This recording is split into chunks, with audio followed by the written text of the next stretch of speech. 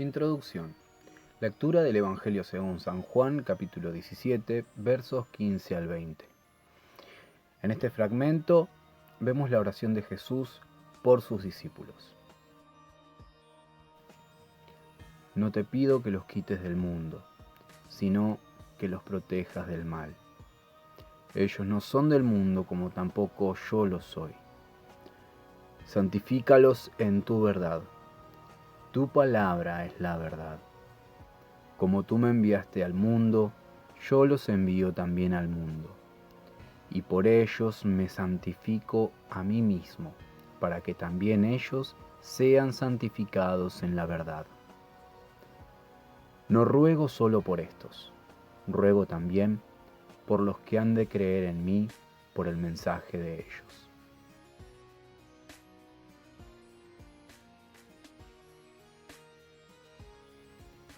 No fue culpa de nadie, fue su voluntad. Antes de ir al texto central, vamos a ver algunos fragmentos que nos dan una idea sobre una capacidad que tenía Jesús, algo sobrenatural inclusive podemos decir, de escabullirse entre la multitud, sea de multitudes enojadas o de multitudes alegres inclusive. Son varias las veces que ocurre esto, principalmente se ve en el Evangelio según San Juan, pero nos vamos a limitar a solamente dos para no hacer demasiado extenso el audio. Primero comenzamos con el Evangelio según San Juan, capítulo 6, versos 14 al 15. Al ver la señal que Jesús había realizado, el milagro de la multiplicación de los panes y los peces, la gente comenzó a decir: en verdad, este es el profeta, el que ha de venir al mundo. Pero Jesús, dándose cuenta de que querían llevárselo a la fuerza y declararlo rey, se retiró de nuevo a la montaña, él solo. Bueno, vamos a ver solamente un ejemplo más sobre esta capacidad sobrenatural de Jesús. Este fragmento corresponde a una discusión entre Jesús y los religiosos de la época. Evangelio según San Juan, capítulo 10, 36, 40. ¿Por qué ustedes me acusan de blasfemar cuando digo soy el Hijo de Dios? Después de todo, el Padre me separó y me envió al mundo. Si hago su trabajo, entonces crean en las obras milagrosas que he hecho, aunque no me crean a mí. Entonces sabrán y entenderán que el Padre está en mí y yo estoy en el Padre. Una vez más, trataron de arrestarlo, pero él se escapó y los dejó. Se fue al otro lado del río Jordán.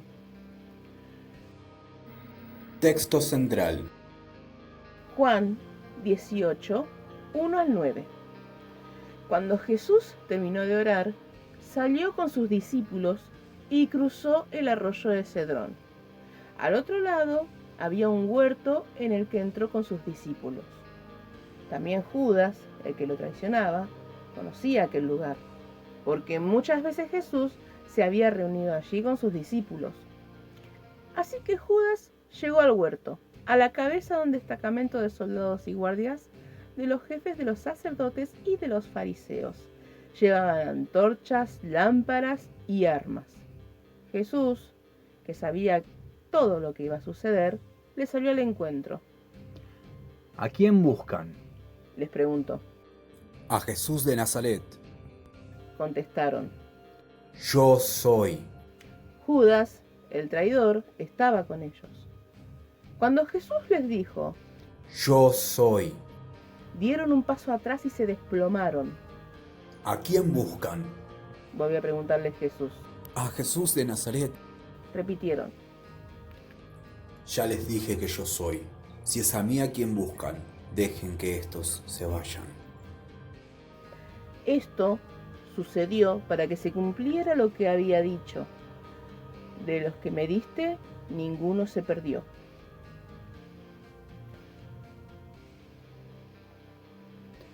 Bueno, esto es para aclarar un poco algo que a veces ocurre cuando uno ve las películas sobre la pasión de Cristo o tiene una lectura de otros evangelios, y uno llega a la conclusión de que a Jesús lo asesinaron los judíos o lo asesinaron los romanos, que todo fue un complot.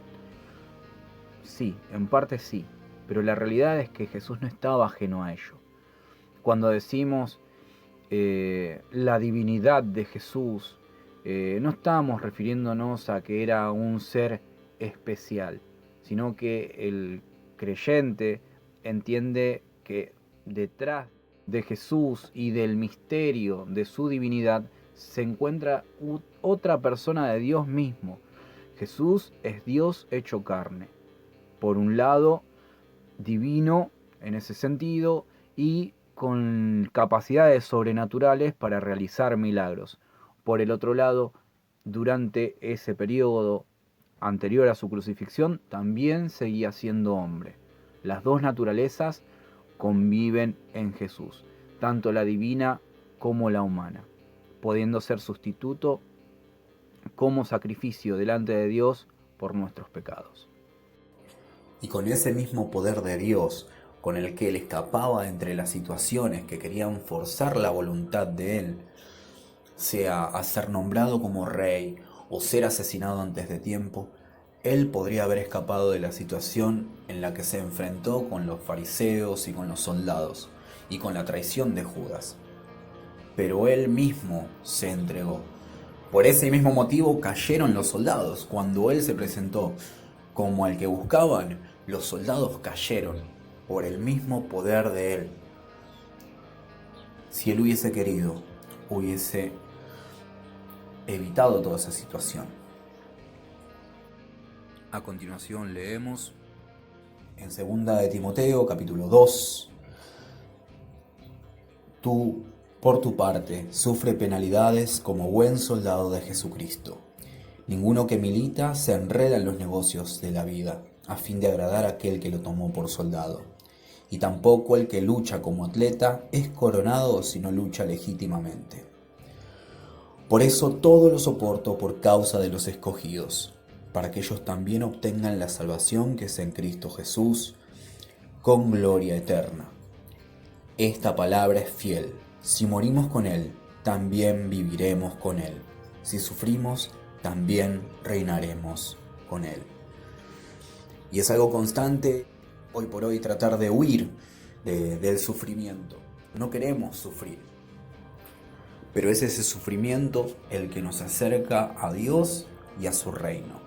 Ese sufrimiento que no podemos negar y que podemos abrazar como Cristo abrazó su cruz. Y pedimos a Dios que nos dé valentía y fortaleza por medio de su Espíritu para tomarnos de su mano y hacer su voluntad. Seguimos meditando en este tiempo de Pascua sobre el sacrificio de Jesús y el tiempo en el que no solamente vemos a un Jesús que es entregado, traicionado, sino que también se preocupa por sus discípulos y por nosotros, sus futuros seguidores, en la oración con la que comenzamos el audio de hoy. Esperamos que les haya sido de bendición. Los saludan Claudia Aguirre y Cristian Mainero.